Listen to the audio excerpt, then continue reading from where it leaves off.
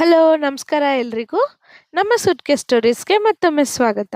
ನಾವಿವತ್ತು ಮತ್ತೆ ಹಂಪಿಲಿ ಮಾನ್ಯುಮೆಂಟ್ಸ್‌ನ ಮತ್ತೆ ಆರ್ಕಿಟೆಕ್ಚರ್‌ನ, ಟೆಕ್ನಾಲಜಿನ ಎಕ್ಸ್‌ಪ್ಲೋರ್ ಮಾಡಕ್ ಹೋಗ್ತಿದೀವಿ. ಬನ್ನಿ ನೋಡೋಣ. ನಾವು ಇಷ್ಟು ದಿನ ನಿಮ್ಗೆ ಹೊಯ್ಸಳ ಡೈನಸ್ಟಿದು ಸಾಕಷ್ಟು ಮಾನ್ಯುಮೆಂಟ್ಸ್, ಅವ್ರ ಆರ್ಕಿಟೆಕ್ಚರ್ ಮತ್ತೆ ಟೆಂಪಲ್ಸ್ ಎಲ್ಲ ತೋರಿಸ್ಕೊಂಡ್ ಬಂದಿದೀವಿ. ಈಗ ನಾವು ಕರ್ನಾಟಕದ ಇನ್ನೊಂದು ತುಂಬಾ ವ್ಯಾಸ್ಟ್ ಆಗಿರುವಂತ ಮತ್ತು ತುಂಬಾ ಫೇಮಸ್ ಆಗಿರುವಂತ ಎಂಪೈರ್, ವಿಜಯನಗರ ಎಂಪೈರ್ ಬಗ್ಗೆ ತಿಳ್ಸ್ಕೊಳಕ್ ಬಂದಿದೀವಿ. ಈ ವಿಜಯನಗರ ಎಂಪೈರ್ ಸ್ಟಾರ್ಟ್ ಆಗಿದ್ದು 1336 ಅಲ್ಲಿ. ಸೊ 1336 ಅಂದ್ರೆ ನೀವು ತಿಳ್ಕೊಬಹುದು ಇದೆಷ್ಟು ಹಳೆ ಕಾಲದ್ದು ಅಂತ. ಇದನ್ನ ಫೌಂಡ್ ಮಾಡಿರೋರು ಹರಿಹರ ಮತ್ತೆ ಬುಕ್ಕ ಅಂತ. ಯೂಶಲಿ ನಾವು ಕೇಳೋ ಅಂತ ಹೆಸರು ಹಕ್ಕ ಬುಕ್ಕ ಅಂತ. ಇವರಿಬ್ರು ಫೌಂಡ್ ಮಾಡಿರೋದೇ ಈ ವಿಜಯನಗರ ಎಂಪೈರ್. ನಿಮ್ಗೆ ಹಿಂದೆ ಒಂದು ಆಲ್ರೆಡಿ ಇವರು ಒಂದು ಜೀರ್ಣೋದ್ಧಾರ ಮಾಡಿರುವಂತ ಟೆಂಪಲ್ ಸಹ ತೋರಿಸಿದೀವಿ ಹಿಂದಿನ ವಿಡಿಯೋಸ್ ಅಲ್ಲಿ, ಅಕ್ಕ ಬುಕ್ಕ ಅವರು. ಸೊ ಇವ್ರದ್ದೇನ್ ಸ್ಪೆಷಾಲಿಟಿ ಅಂದ್ರೆ ಇವ್ರು ಅವರಷ್ಟೇ ಎಂಪೈರ್ ಅಲ್ಲ, ಇವ್ರು ತುಂಬಾ ಕಡೆ ಟೆಂಪಲ್ಸ್ ಜೀರ್ಣೋದ್ಧಾರ ಮಾಡಿದ್ದಾರೆ ಅಂತ ಹೇಳ್ಬೋದು. ಅಷ್ಟೇ ಅಲ್ದಿರ ಇನ್ನೊಂದೇನು ಅಂದ್ರೆ ಈ ಹಕ್ಕ ಬುಕ್ಕ ಇದಾರಲ್ವಾ, ಅವರು ಒಂದು ವಿಜಯನಗರ ಎಂಪೈರ್ ಕಟ್ಟೋಕ್ ಮುಂಚೆ ವಿಕ್ಟರಿ ನೋಡ್ಬೇಕು, ನಮ್ಮೊಂದು ನಾವೇನ್ ಎಂಪೈರ್ ಕಟ್ತೀವೋ ಅದು ವಿಕ್ಟರಿ ನೋಡ್ಬೇಕು, ವಿಕ್ಟರಿ ಸಿಟಿ ಅಂತ ಒಂದ್ ಮೀನಿಂಗ್, ಅಂದ್ರೆ ಗೆಲುವು ಮಾತ್ರ ಕಂಡಂತ ನಗರ ಅಂತ ಅನ್ಕೊಬೇಕು ಅಂತ ಹೇಳಿ ವಿಜಯನಗರ ಅಂತ ನಾಮಕರಣ ಮಾಡಿದ್ರಂತೆ. ಬಟ್ ಅವರು ಫೌಂಡೇಶನ್ ಮಾಡಿದ್ರು, ಅದಾದ್ಮೇಲೆ ಎಷ್ಟೋ ರಾಜರು ಬಂದ್ರು, ವಿಜಯನಗರ ಕಾಲದಲ್ಲಿ ಪ್ರಸಿದ್ಧವಾಗಿರುವಂತ ಒಂದು ರಾಜ ಅಂದ್ರೆ ಅದು ಕೃಷ್ಣದೇವರಾಯ. ಯಾರಿಗಾದ್ರೂ ವಿಜಯನಗರ ಅಂದಿದ ತಕ್ಷಣ ನಿಮ್ಗೆ ಹಕ್ಕ ಬುಕ್ಕ ಫೌಂಡರ್ ಆಗಿದ್ರು ಸಹ ಹಕ್ಕ ಬುಕ್ಕ ನೆನಪಾಗೋದಿಲ್ಲ, ನೆನಪಾಗೋದು ಕೃಷ್ಣದೇವರಾಯ. ಯಾಕಂದ್ರೆ ಕೃಷ್ಣದೇವರಾಯರ ಆಳ್ವಿಕೆಯಲ್ಲಿ ಈ ಒಂದು ವಿಜಯನಗರ ಎಂಪೈರ್ ಎಷ್ಟು ಪ್ರಗತಿ ಕಂಡಿದೆ ಅಂದ್ರೆ ಅಷ್ಟು ಇಡೀ ವಿಜಯನಗರ ಎಂಪೈರ್ ಡೌನ್ ಫಾಲ್ ಆಗೋವರೆಗೂ ಯಾರ್ದುನು ನೋಡಿಲ್ಲ ಅಷ್ಟು. ಇಲ್ಲಿ ಏನು ಅಂದ್ರೆ ಮಾನ್ಯುಮೆಂಟ್ಸ್ ನಮ್ದು ಹೊಯ್ಸಳ ಅದ್ರಲ್ಲಿ ಆರ್ಕಿಟೆಕ್ಚರ್ ನೋಡ್ಬೋದು, ಬಟ್ ಇಲ್ಲಿ ವಿಜಯನಗರದಲ್ಲಿ ಟೆಕ್ನಿಕ್ಸ್ ನೋಡ್ಬೇಕು. ಅವ್ರು ಆ ಕಾಲದಲ್ಲಿ ಎಷ್ಟು ಟೆಕ್ನಿಕ್ಸ್ ಯೂಸ್ ಮಾಡಿದ್ರು, ಎಷ್ಟು ಆರ್ಕಿಟೆಕ್ಚರಲ್ ಡಿಸೈನ್ಸ್ ಯೂಸ್ ಮಾಡಿದ್ರು ಅನ್ನೋದು ನೋಡ್ಬೇಕು. ಅಂದ್ರೆ ನಾವು ಶಿಲ್ಪಕಲೆಗಿಂತ ಜಾಸ್ತಿ ಇಲ್ಲಿ ಡಿಸೈನ್ಸ್ ಅಂದ್ರೆ ಒಂದು ಆರ್ಕಿಟೆಕ್ಚರ್ ಡಿಸೈನ್ಸ್ ಗೆ ಜಾಸ್ತಿ ಇದ್ ಕೊಟ್ಟಿದ್ದಾರೆ. ಸೊ ಕೃಷ್ಣದೇವರಾಯ ಅವ್ರದ್ದು ವಿಜಯನಗರ ಎಂಪೈರ್ ಅಂದ್ರೆ ಇದೊಂದು ಪ್ಲೇಸ್ ಹೆಸರು, ಬಟ್ ಅವ್ರ ಡೈನಾಸ್ಟಿ ಬರ್ತಾ ಇದ್ದಿದ್ದೆಲ್ಲ ತುಳುವ ಡೈನಾಸ್ಟಿ ಅಂತ. ಸೊ ಕೃಷ್ಣದೇವರಾಯರವ್ರು ತುಳುವ ಡೈನಾಸ್ಟಿಗೆ ಸೇರಿದವರು ಅಂತ ಹೇಳ್ಬೋದು. ಆಮೇಲೆ ಒಂದು ವಿಜಯನಗರ ಎಂಪೈರ್ ಪೀಕ್ ರೀಚ್ ಆಗಿರುವಂತದ್ದು ಅವರೊಂದು ರೀನ್ ಅಥವಾ ಅವರೊಂದು ರೂಲ್ ಟೈಮ್ ಅಲ್ಲಿ ಅಂತ ಹೇಳ್ಬೋದು. ಈ ವರ್ಲ್ಡ್ ಅಲ್ಲೇನೆ ಸೆಕೆಂಡ್ ರಿಚೆಸ್ಟ್ ಒಂದು ನಗರದಲ್ಲಿ ಇದೀವಿ ನಾವು ಅವ್ರ ಕಾಲದಲ್ಲಿ. ಫಸ್ಟ್ ರಿಚೆಸ್ಟ್ ಬೀಜಿಂಗ್ ಆಗಿತ್ತಂತೆ ಅವ್ರ ಕಾಲದಲ್ಲಿ. ಸೆಕೆಂಡ್ ರಿಚೆಸ್ಟ್ ಮಾನ್ಯುಮೆಂಟ್ ಅಥವಾ ರಿಚೆಸ್ಟ್ ಎಂಪೈರ್ ಅಂತ ಪ್ಲೇಸ್ ಅನ್ನೋದು ಈ ಒಂದು ವಿಜಯನಗರ ಅಥವಾ ಹಂಪಿ ನಾವೇನ್ ನೋಡ್ತೀವಿ ಆ ಒಂದು ಪ್ಲೇಸ್ ಆಗಿತ್ತಂತೆ. ಆ ಒಂದು ವಿಜಯನಗರ ಎಂಪೈರ್ ಕ್ಯಾಪಿಟಲ್ ಹಂಪಿ. ಹಂಪಿದು ಏನ್ ಸ್ಪೆಷಾಲಿಟಿ ಅಂದ್ರೆ ಅವ್ರು ಎಷ್ಟು ಮಾನ್ಯುಮೆಂಟ್ಸ್, ಎಷ್ಟು ಟೆಂಪಲ್ಸ್ ಬಿಲ್ಡ್ ಮಾಡಿದಾರೆ ಅಂದ್ರೆ, ನೀವು ಎಲ್ಲಾದ್ರೂ ಹೋಗ್ತಾ ಇರಿ, ನಾರ್ಮಲ್ ರೋಡ್ ಅಲ್ಲಿ ಹೋಗ್ತಾ ಇದ್ರು ನಿಮ್ಗೆ ಜಸ್ಟ್ ನೀವು ಒಂದು ಲೆಫ್ಟ್ ಸೈಡ್ ರೈಟ್ ಸೈಡ್ ಹಂಗೆ ಕಣ್ಣಾಡ್ಸಿದ್ರೆ ನಿಮ್ಗೆ ಏನೋ ಒಂದು ಮಾನ್ಯುಮೆಂಟ್ ಕಾಣುತ್ತೆ, ಏನೋ ಒಂದು ಸ್ಪೆಷಾಲಿಟಿ ಕಾಣುತ್ತೆ, ಅಷ್ಟು ಮಾನ್ಯುಮೆಂಟ್ಸ್ ನ ಬಿಲ್ಡ್ ಮಾಡಿದ್ದಾರೆ. ಆಮೇಲೆ ಅವ್ರು ಬಿಲ್ಡ್ ಮಾಡಿರೋದೇ ಅಲ್ದಿರ ಬೇರೆ ಯಾರಾದ್ರೂ ಬಿಲ್ಡ್ ಮಾಡ್ತಿದ್ದಾರೆ ಅಂದ್ರೆ ಅವ್ರಿಗೂ ಸಹ ಒಂದು ಟೆಂಪಲ್ಸ್ ಎಲ್ಲ ಬಿಲ್ಡ್ ಮಾಡೋದಕ್ಕೆ ಸಹಾಯ ಮಾಡಿದ್ದಾರೆ. ಅಂಡ್ ಅದಕ್ಕೆ ಏನಾದ್ರೂ ಒಂದು ಗಿಫ್ಟ್ ರೀತಿ ಎಲ್ಲ ಕೊಟ್ಟಿರೋದು ಅವೆಲ್ಲಾನು ಈ ಇನ್ಸ್ಕ್ರಿಪ್ಷನ್ಸ್ ಅಲ್ಲಿ ನಾವು ನೋಡ್ಬೋದು. ಪರ್ಷಿಯನ್ ಪೋರ್ಚುಗೀಸ್ ಟ್ರೇಡರ್ಸ್ಗೆಲ್ಲ ಇದೊಂದು ಜೆಮ್ ಅಂತೆ. ಅಂದ್ರೆ ಅಷ್ಟು ಅವ್ರು ಏನೇ ಟ್ರೇಡ್ ಮಾಡ್ಬೇಕಂದ್ರು, ಒಂದ್ ಜೆಮ್ಸ್ ಇರ್ಬೋದು, ಒಂದು ಗೋಲ್ಡ್ ಇರ್ಬೋದು, ಅದೆಲ್ಲಾನು ಟ್ರೇಡ್ ಮಾಡೋದಕ್ಕೆ ಇದೊಂದು ಅವ್ರಿಗೆ ಅಟ್ರಾಕ್ಟಿವ್ ಪ್ಲೇಸ್ ಅಂತೆ. ಇಲ್ಲಿ ಬಂದ್ರೆ ನಮ್ಗೆ ಏನ್ ಬೇಕಾದ್ರೂ ಸಿಗುತ್ತೆ ಅಂತ. ಸೊ ಪರ್ಷಿಯನ್ ಪೋರ್ಚುಗೀಸ್ ಟ್ರೇಡರ್ಸ್ ಎಲ್ಲ ಏನ್ ಮಾಡ್ತಿದ್ರು ಅಂದ್ರೆ ಇಲ್ಲಿಂದ ಅವ್ರ ಒಂದು ಕಂಟ್ರೀಸ್ಗೆ ಎಲ್ಲ ತಗೊಂಡೋಗಿ ಅಲ್ಲಿ ಟ್ರೇಡ್ ಮಾಡ್ತಿದ್ರಂತೆ. ಸೊ ಅಷ್ಟು ಫೇಮಸ್, ಅಷ್ಟು ರಿಚ್ ಮತ್ತೆ ಅಷ್ಟು ಏನ್ ಹೇಳ್ತಾರೆ ಸೋರ್ಸ್ ಇರೋ ಅಂತ ಒಂದು ಪ್ಲೇಸ್ ಆಗಿತ್ತಂತೆ ವಿಜಯನಗರ ಎಂಪೈರ್. ಆಮೇಲೆ ಇದು ವಿಜಯನಗರ ಎಂಪೈರ್ ಎಷ್ಟು ವಾಸ್ಟ್ ಆಗಿತ್ತು ಅಂದ್ರೆ 6 lakhs ಕಿಲೋಮೀಟರ್ಸ್ ಬರೀ ಮಾನ್ಯುಮೆಂಟ್ಸ್ ಸ್ಪ್ರೆಡ್ ಮಾಡಿದಾರಂತೆ. ಅವ್ರ ಫೋರ್ಟ್ಸ್ ಆಗಿರ್ಬೋದು, ನೀವು ನೋಡ್ತಾ ಹೋದ್ರೆ ಅವರು ಒಂದೊಂದು ಚಿಕ್ಕದಕ್ಕೂ ಒಂದೊಂದು ಇದು, ಅಂದ್ರೆ ಒಂದು ಬಜಾರ್ಗುನು ಒಂದು ಇಂಪಾರ್ಟೆನ್ಸ್ ಇದೆ. ಲೈಕ್ ಒಂದ್ ಬಜಾರ್ ಅಲ್ಲಿ ಈ ಒಂದು ಆರ್ನಮೆಂಟ್ಸ್ ಜೆಮ್ಸ್ ಇವು ಸಿಕ್ಕಿದ್ರೆ, ಇನ್ನೊಂದು ಬಜಾರ್ ಅಲ್ಲಿ ನಮ್ಗೆ ನಾರ್ಮಲ್ ಇವಾಗ ಚಿಕ್ಕಪೇಟೆಯಲ್ಲಿ ಒಂದ್ ಪಿನ್ ಇದ್ದು ಒಂದ್ ದೊಡ್ಡ ರೇಷ್ಮೆ ಸೀರೆವರೆಗೂ ಸಿಗುತ್ತೋ ಆ ರೀತಿ ಬಜಾರ್ಸ್ ಅವ್ರು ಆ ಕಾಲಕ್ಕೆ ಮಾಡಿದ್ದಾರೆ. ಅಂಡ್ ಮೇನ್ ಅವ್ರದ್ದು ಏನು ಅಂದ್ರೆ ಟೆಕ್ನಾಲಜಿ ತುಂಬಾ ಚೆನ್ನಾಗಿದೆ. ಪೈಪ್ ಲೈನ್ ಸಿಸ್ಟಮ್ಸ್ ಆಗಿರ್ಬೋದು, ಆಮೇಲೆ ಇವಾಗ ನಾವು ಇಲ್ಲಿ ಮಂಟಪ ಎಲ್ಲ ನೋಡ್ತೀವಲ್ಲ, ಅದು ಸಮ್ಮರ್ ಅಲ್ಲಿ ತಣ್ಣಗಿರ್ಬೇಕು ಅಂತ ಹೇಳಿ ಅದ್ರದ್ದೊಂದು ರೂಫ್ ಇರುತ್ತಲ್ಲ, ಅಲ್ಲಿ ಪೈಪ್ ಲೈನ್ಸ್ ಕೊಟ್ಟು ಅಲ್ಲಿ ನೀರ್ ನಿಂತ್ಕೊಳಂಗ್ ಮಾಡಿ ಸಮ್ಮರ್ ಅಲ್ಲಿ ತಣ್ಣಗಿರೋಂಗ್ ಮಾಡಿದ್ದಾರೆ.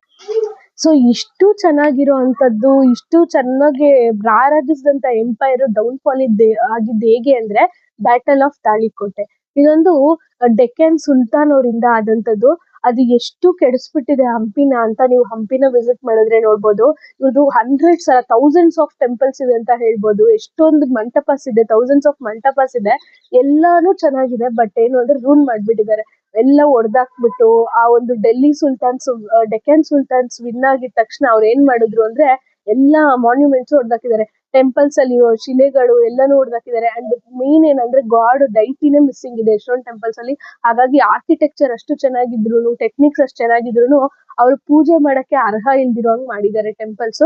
ಆಮೇಲೆ ಇಂತ ಒಂದು ಹಂಪಿ ಇಷ್ಟು ರಾರಾಜಿಸೋ ಹಂಪಿ ಇವತ್ತು ನಾವು ನೋಡಕ್ ಬಂದಾಗ ಹೇಗಿದೆ ಅಂದ್ರೆ ಲೂಟೆಡ್ ಹಂಪಿ, ಬರ್ಂಟ್ ಹಂಪಿ, ಮತ್ತೆ ಅದನ್ನೆಲ್ಲ ಒಂದು ಲೂಟಿ ಮಾಡಿ ನಾಶ ಮಾಡಿರುವಂತ ಹಂಪಿಯನ್ನು ನಾವು ಇವತ್ತು ನೋಡ್ಬೋದು. ಆದ್ರೂ ಸಹ ನಮ್ ಡಿಪಾರ್ಟ್ಮೆಂಟ್ಸ್ ಅವರು ಅದನ್ನ ಅಷ್ಟೇ ರಿಕ್ರಿಯೇಟ್ ಮಾಡಿ ಅದನ್ನೆಲ್ಲ ಹಂಗೆ ಉಳಿಸ್ಕೊಂಡ್ ಬಂದಿದ್ದಾರೆ. ಸೊ ನೀವು ಒಂದು ಇಲ್ಲಿ ಏನು ಮೈನ್ ಅಟ್ರಾಕ್ಷನ್ಸ್ ಅಂದ್ರೆ ನಮ್ 50 ರುಪೀಸ್ ನೋಟ್ ಅಲ್ಲಿ ನೀವು ನೋಡ್ಬೋದು, ಇಂಡಿಯನ್ ರುಪೀಸ್ ನೋಟ್ ಅಲ್ಲಿ ಅದ್ರಲ್ಲಿ ಸ್ಟೋನ್ ಚಾರಿಯೇಟ್ ಇರುವಂತದ್ದು ಇಲ್ಲಿಂದಾನೆ. ಸೊ ನಮ್ಮ ಕರ್ನಾಟಕದಲ್ಲಿ ಇರುವಂತ ಮಾನ್ಯುಮೆಂಟ್ಸ್ ಅಲ್ಲಿ ಒಂದೇ ಒಂದು ಮಾನ್ಯುಮೆಂಟ್ ನಮ್ ರುಪೀಸ್ ನೋಟ್ ಮೇಲೆ ಇರೋದಂದ್ರೆ ಅದು ಹಂಪಿ ಸ್ಟೋನ್ ಚಾರಿಯೇಟ್. ಸೊ ಎಷ್ಟು ಪ್ರಕಾಶಿಸ್ತಿತ್ತು ಹಂಪಿ ಆ ಕಲ್ಲಿ ಅಂತ ರಾಬರ್ಟ್ ಅಂತ ಒಬ್ರಿದ್ದಾರೆ, ಯುರೋಪಿಯನ್ ಅವರು ಆರ್ಟಿಸ್ಟ್. ಅವರು ಅವ್ರ ಪೇಂಟಿಂಗ್ ಅಲ್ಲಿ ವರ್ಣಿಸಿದ್ದಾರೆ ಹಂಪಿನ. ಆ ಪೇಂಟಿಂಗ್ಸ್ ನ ನೀವು ಒಂದ್ಸರಿ ನೋಡಿದ್ರೆ ಗೊತ್ತಾಗುತ್ತೆ ಹಂಪಿ ಆ ಕಾಲದಲ್ಲಿ ಹೇಗಿತ್ತು ಅಂತ. ಆ ಒಂದು ಬಜಾರ್ ಅಲ್ಲಿ ನಾವು ಎಲ್ಲ ಇತಿಹಾಸದಲ್ಲಿ ಏನ್ ಕೇಳಿದೀವಿ, ರಾಶಿ ರಾಶಿ ಜೆಮ್ಸ್ ಎಲ್ಲ ಸುರ್ಕೊಂಡ್ ಮಾರ್ತಿದ್ರಂತೆ, ಚಿನ್ನ ಬೆಳ್ಳಿ ಆಭರಣಗಳೆಲ್ಲ ಸೇರಿನ ಲೆಕ್ಕದಲ್ಲಿ ಕೊಡ್ತಿದ್ರಂತೆ, ಮತ್ತೆ ಒಂದು ಕಲ್ಲುಗಳು ಈ ರೂಬೀಸ್ ಇರ್ಬೋದು, ಡೈಮಂಡ್ಸ್ ಇರ್ಬೋದು, ಇವೆಲ್ಲರೂ ಸೇರಿನ ಲೆಕ್ಕದಲ್ಲಿ ಕೊಡ್ತಿದ್ರು ಅಂತ ಏನೊಂದು ಇತಿಹಾಸ ಇದೆಯೋ ಅದನ್ನ ನೀವು ಆ ಪೇಂಟಿಂಗ್ಸ್ ಅಲ್ಲಿ ನೋಡ್ಬೋದು. ಸೊ ನಾನು ಈಗಿರೋದು ಬಂದು ವಿರೂಪಾಕ್ಷ ಟೆಂಪಲ್ ಆಪೋಸಿಟ್ ಇರೋ ಅಂತ ಒಂದು ಬೆಟ್ಟದ ಮೇಲೆ. ಸೊ ನನ್ನಿಂದ ಏನ್ ನೋಡ್ತಿದ್ದೀರಾ ಅದೇ ವಿರೂಪಾಕ್ಷ ಟೆಂಪಲ್. ಹಂಪಿಯಲ್ಲಿ ಏಕೈಕ ಜಾಗದಲ್ಲಿ ಪೂಜೆ ಮಾಡಕ್ಕೆ ಒಂದು ಮೂರ್ತಿ ಭಿನ್ನ ಆಗದೆ ಇರೋಂತ ಟೆಂಪಲ್ ಇದೊಂದೇನೆ. ಸೊ ಹಾಗಾಗಿ ನಾವು ಈ ಟೆಂಪಲ್ ನ ಆಮೇಲೆ ವಿಸಿಟ್ ಮಾಡಿಸ್ತೀವಿ. ನೀವ್ ಒಂದ್ಸರಿ ಗೋಪುರದ ಲುಕ್ ನೋಡ್ಬೋದು, ಅದ್ರ ಸರೌಂಡಿಂಗ್ಸ್ ಹೇಗಿದೆ, ಆ ಸೀನಿಕ್ ವ್ಯೂ ನೋಡ್ಬೋದು ಇಲ್ಲಿಂದ.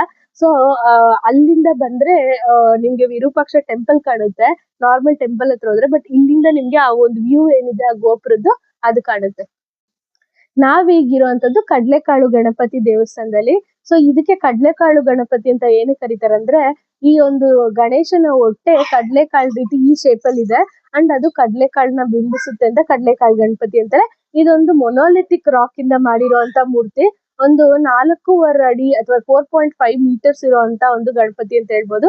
ಇದು ಸಹ ವಿಜಯನಗರ ಕಾಲದ ದೇವಸ್ಥಾನನೇ, ಆದ್ರೆ ಭಿನ್ನ ಆಗಿರೋದ್ರ ಕಾರಣ ಪೂಜೆ ಇರೋದಿಲ್ಲ. ಬಟ್ ಗಣಪತಿನ ನಾವು ನೋಡ್ಬೋದು ಹೇಗಿದೆ ಅಂತ. ಬನ್ನಿ ನೋಡೋಣ ಒಂದು ಮೊನೋಲಿಥಿಕ್ ಗಣಪತಿ ಹೇಗಿದೆ ಅಂತ. ಸೊ ಇಲ್ಲಿ ನೀವು ಆ ಹೊಟ್ಟೆ ಪಾರ್ಟ್ನ ಅಬ್ಸರ್ವ್ ಮಾಡಿದ್ರೆ ನೋಡ್ಬೋದು, ನಾವು ಕಡಲೆಕಾಳು ಯಾವ ಶೇಪಲ್ಲಿ ಇರುತ್ತೋ ಅದೇ ಶೇಪಲ್ಲಿ ಇರುವಂಥದ್ದು ಹೊಟ್ಟೆ. ಅದರಿಂದ ಈ ಒಂದು ಗಣಪತಿಗೆ ಕಡಲೆಕಾಳು ಗಣಪತಿ ಅಂತ ಹೆಸರು. ಇಷ್ಟು ದೊಡ್ಡ ಮೂರ್ತಿನ ಸಹ ಭಿನ್ನ ಮಾಡಿದ್ದಾರೆ.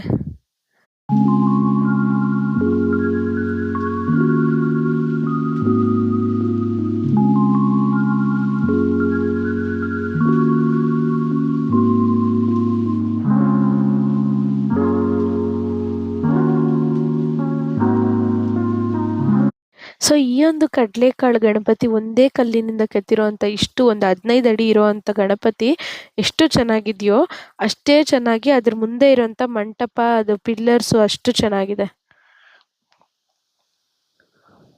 ಸೊ ಅದರ ಎದುರುಗಡೆ ನಮಗೆ ಸಿಗುವಂಥದ್ದು ಇದೊಂದು ಪಾತ್ವೆ ಅಂತ, ಅಥವಾ ಒಂದು ಸ್ವಲ್ಪ ದೇವಸ್ಥಾನಗಳ ಜೊತೆ ಇರುವಂಥದ್ದು. ಸೊ ಇದೇನು ಅಂದರೆ ಕಡಲೆಕಾಳು ಗಣಪತಿಯಿಂದ ಕೃಷ್ಣ ಬಜಾರ್ವರೆಗೂ ಇರುವಂಥ ಪಾತ್ವೆ ಇದು. ಸೊ ಇಲ್ಲಿ ನಡೆದಾಡ್ಕೊಂಡು ಹೋಗ್ಬೇಕಾದ್ರೆ ಒಂದು 2-3 ದೇವಸ್ಥಾನಗಳು ಅಕ್ಕಪಕ್ಕನೇ ಇರುವಂಥದ್ದು. ಸೊ ಇಲ್ಲೂ ಸಹ ಮೂರ್ತಿಗಳಿಲ್ಲ, ಮೂರ್ತಿಗಳೆಲ್ಲ ತೆಗ್ದ್ಬಿಟ್ಟಿದ್ದಾರೆ ಭಿನ್ನ ಆಗಿರೋ ಕಾರಣ. ಬಟ್ ಇಲ್ಲಿರೋ ಮಂಟಪಗಳು ಕೂಡ ನಾವು ಎಕ್ಸ್ಪ್ಲೋರ್ ಮಾಡ್ತಾ ಹೋಗ್ಬೋದು.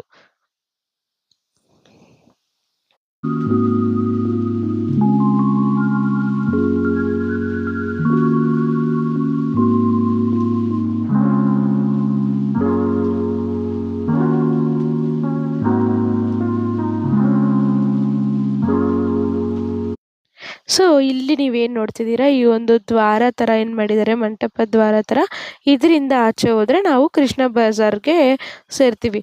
ಸೊ ಇಲ್ಲಿ ಈ ಕಡೆ ಕೃಷ್ಣ ಬಜಾರ್ಗೂ ಕೃಷ್ಣ ಟೆಂಪಲ್ಗೂ ಮತ್ತು ಕಡಲೆಕಾಳು ಗಣಪತಿ, ಸಾಸಿವೆ ಕಾಳು ಗಣಪತಿಗೆಲ್ಲ ತುಂಬ ಹತ್ತಿರನೇ ಇರೋದು. ಸೊ ಹಾಗಾಗಿ ಇದು ಎಲ್ಲನೂ ಒಂದೇ ಸರಿ ಬೇಕಾದ್ರೂ ನೋಡ್ಕೊಬೋದು.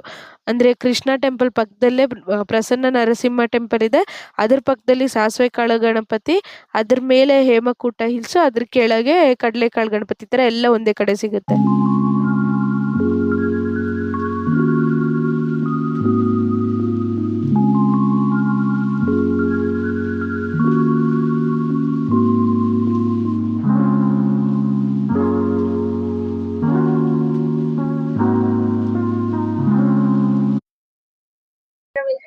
ನಾವೀಗಿರೋದು ಸಾಸಿವೆ ಕಾಳು ಗಣಪತಿ ಹತ್ರ. ಈ ಒಂದು ಸಾಸಿವೆ ಕಾಳು ಗಣಪತಿನ ಕಟ್ಸಿರೋಂಥದ್ದು 1506 ಆ ಇಯರ್ ಅಲ್ಲಿ. ಇದನ್ನ ಕಟ್ಸಿರೋಂಥದ್ದು ಒಬ್ರು ಸಾಸಿವೆ ಕಾಳು ವ್ಯಾಪಾರಿ. ಅವ್ರು ಬಂದು ಚಂದ್ರಗಿರಿ ತಿರುಪತಿ ಹತ್ರ ಇರುವಂತ ಒಂದು ಊರಿಂದ ಬಂದಿರುವಂತ ವ್ಯಾಪಾರಿ. ಅವರು ಗಣೇಶನ್ಗೋಸ್ಕರ ಈ ಒಂದು ಮೂರ್ತಿನ ಕೆತ್ಸಿ ಗಣೇಶ ಮಂಟಪ ಮಾಡಿಸಿರೋದ್ರಿಂದ ಸಾಸಿವೆ ಕಾಳು ಗಣಪತಿ ಅಂತ ಕರೀತಾರೆ.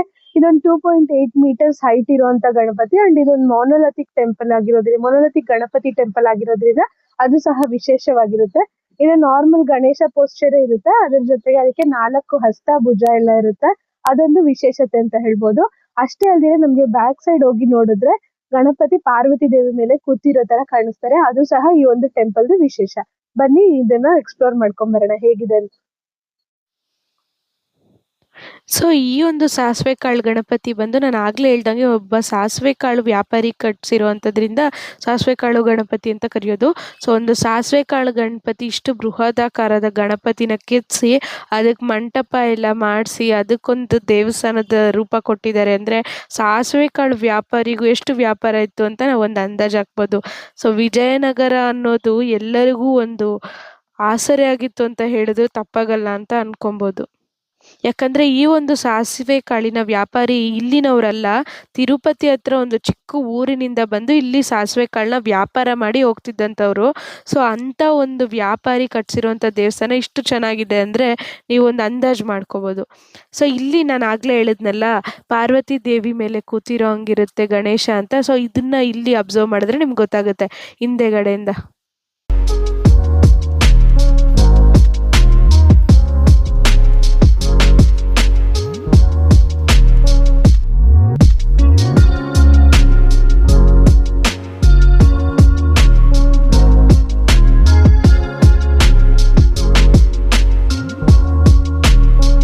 ಸೊ ಈ ವಿಡಿಯೋಲಿ ನಿಮಗೆ ವಿಜಯನಗರದೊಂದು ಸಮ್ಮರಿ ಕೊಟ್ಟಿದ್ದೀನಿ.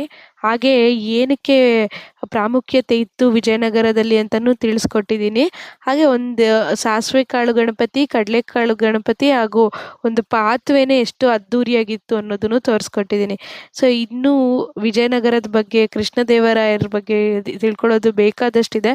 ಹಾಗೆ ಇನ್ನೂ ಮಾನ್ಯುಮೆಂಟ್ಸು ಬೇಕಾದಷ್ಟಿದೆ. ಇವತ್ತಿಗೆ ಈ ವಿಡಿಯೋಲಿ ಇಷ್ಟು ಶೇರ್ ಮಾಡಿದ್ದೀನಿ.